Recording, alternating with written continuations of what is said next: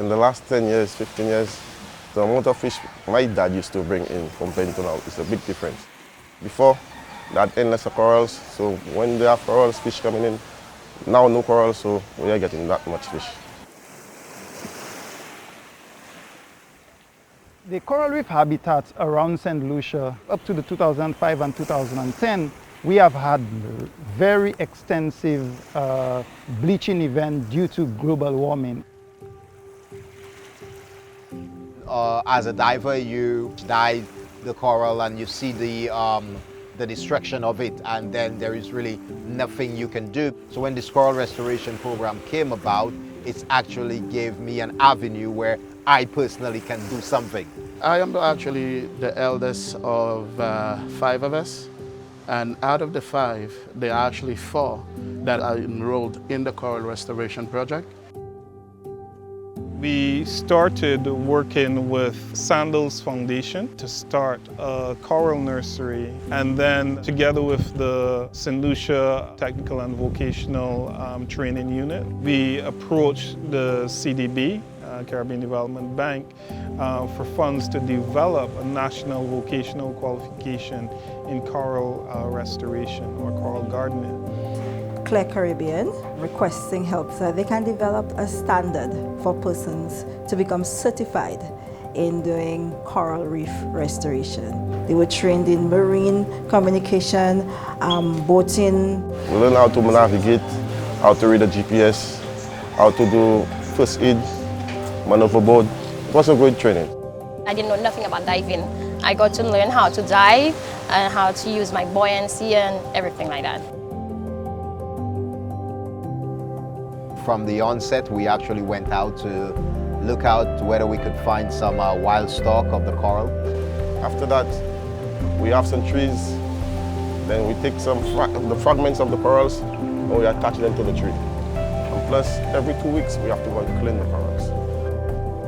It takes at least a year for them to reach their real size. Then afterwards, we take them and we go and plant them on the reef.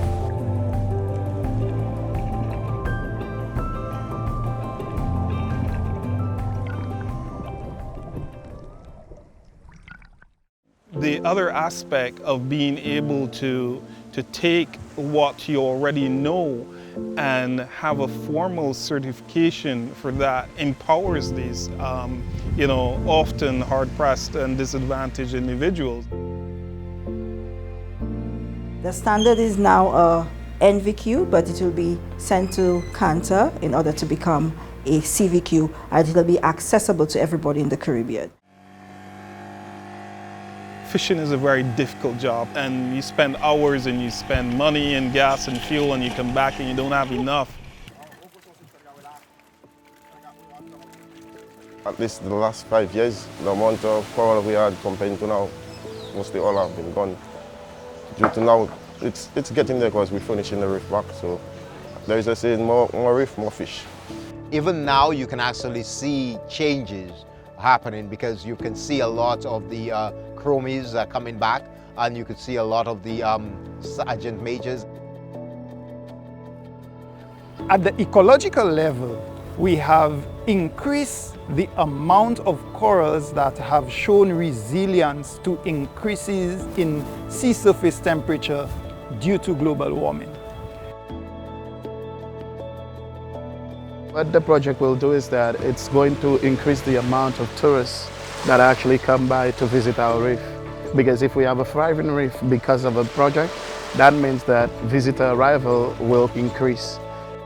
The tourism dollar is having a greater impact when you involve the community in these activities. It's not only staying with the investors and with the shareholders of hotels, but is actually, that money is actually filtering and impacting the lives of members of the community in the area that these hotels and tourists come to see.